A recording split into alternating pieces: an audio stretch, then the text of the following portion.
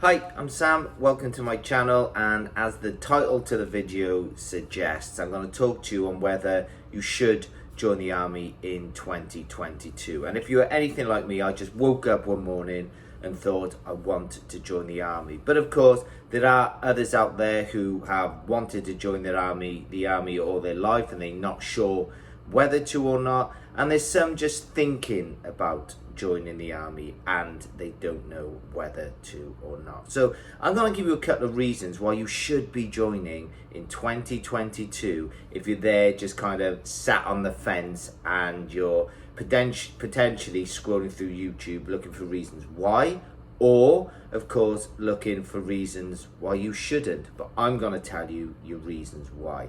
So my first reason is technological advances. The army is going through a manning deficit at the minute, so they're getting rid of a lot of manpower, and that makes more money then to spend on the advancement of kit and equipment. So we've got brand new agile fighting vehicles. They've been in the news a little bit, but they are going to get an uplift. So we've got brand new agile fighting vehicles to get across the battlefield safer and quicker. We've got new night vision goggles when we're fighting at night time, and also we've got the Virtus kit as well, which is so much better than the equipment that I deployed with a few times out to Iraq. So for safety reasons, technological advancements are there. Also, we've got better optics on our weapons, and we've got better weapons as well. So it's there to keep you safer. Secondly, we're going to talk about different types of tours that are available now. So generally, throughout my whole time within the military, I've been on kind of an Iraq rotation for a couple of years. We just go back and forth to Iraq, and I've been on an Afghan rotation for a couple of years where you're just going back and forth to Afghan. And when you're not on tour, you're having some downtime, and then you're back into training for tour again. So they were kind of like the two major tours that I've seen within my lifetime, within my 21 and a bit years within the military. However, things are changing, man. The military is spread all over the world, as it has been, but they're kind of like shorter tours now. So generally, you're going to get to go to way more places potentially now than you would have a couple of years ago. So if you're looking to travel the world, looking to see new places where we go on exercise, over to Africa, Canada, Ukraine, absolutely everywhere, you'll see far more of the world by joining now, I would say, in 2022. And of course, if Russia kicks off, you might see a little bit of Russia as well, if you're lucky.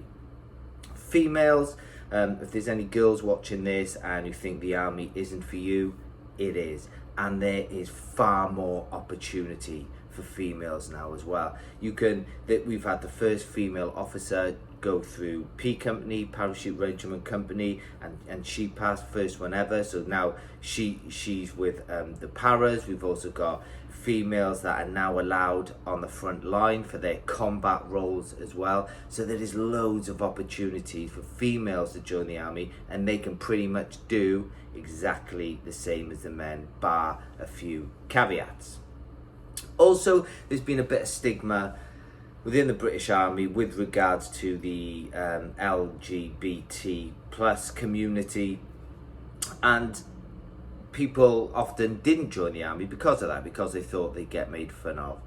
We're in 2021, we're moving into 2022, and there is a huge LGBTQ plus community for those personnel. So you won't feel exonerated from a group. You'll have your own friends, and everyone is way more accepting of it now, as it should be. It was just an old school mentality years ago, but now the army has done a lot of work to try and remove all of that, and now people feel included, and there's so much diversity within the military. So if you're worried about anything like that, do not be. Then now, which moves, well, it doesn't move me nicely, but then you can think about hairstyles. People, when they join the army, they think, oh, I've got to come into the army, get my head shaved like they see on television, and all my hair will be gone. Girls have to have it in a bun all the time, and it's not very comfortable for them.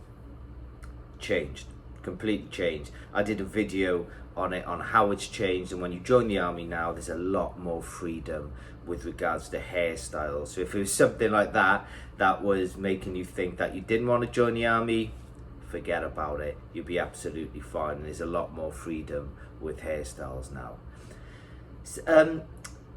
Leadership is a big one. Basic training's kind of changed a little bit now as well, and they're really focusing on leadership and turning you into that person who can lead a body of people on the battlefield under pressure.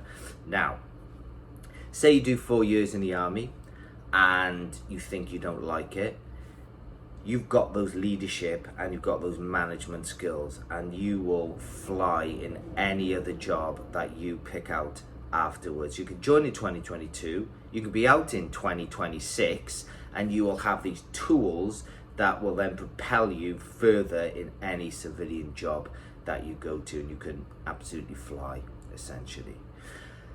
With the current climate and coronavirus, unfortunately, there's been a lot of people losing their jobs, and those self-employed have had to take out loans through the government. But within the army, I've always been paid month on month, always been paid. So you can join in 2022. Coronavirus didn't go in anywhere, I wouldn't say, for the next couple of years. So therefore, you will always get paid regardless of what happens out there in the world with regards to illnesses or anything like that. You'll always get paid in the military. You can also get civilian qualifications as well, lots of civilian qualifications. So, and that's outside your jobs. You can join as an infantier, and you can use your enhanced learning credits to get a degree, or you can even do a mechanical engineering kind of degree, or you can just use your standard learning credits, go to college in the evening and learn how to be an electrician, plasterer, any type of trade, anything that you want. And the army generally will pay for it up to 90%. That's what I did, a degree in communications management, and the army paid 90% of that degree. So I only had to pay in total for a full degree, I think I paid 660 odd pound, and then the next thing I got a first class with honours in communications management, all ready for when I retire at the end of next year, beginning of 2023. And you can do exactly the same. You could even join the army with a view to using your learning credit in order to propel you further if you do not want to do the 22, 24 or 30 year career as it is now.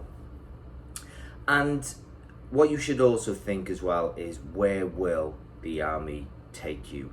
Not so much around the world, but what opportunities it will give you with regards to who you will meet, the types of people that you meet. So in 2005, I was in Baghdad, and I met a girl out in Baghdad who was the Texas National Guard, and 15 years we've been married now, and I'm currently filming this video from Texas, which is quite phenomenal if you ask me. And then when I retire, I will be living in Texas, and I'll be able to get a job within the defense industry or something to do with electronic warfare as well. So there is just so much opportunity out there within the military, and the biggest thing is you don't know what will happen, what opportunities it will offer you that you did not even think was possible. So for me, 2022 will be a good year to join the British Army.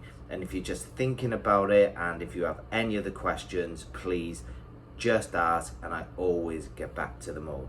Other than that, take care. Bye.